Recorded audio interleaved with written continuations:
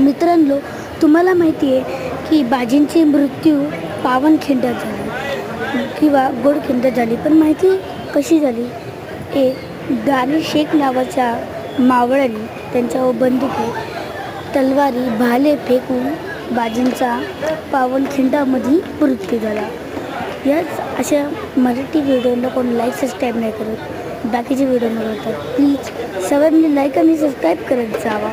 Jai Bhavani, Jai Shivray.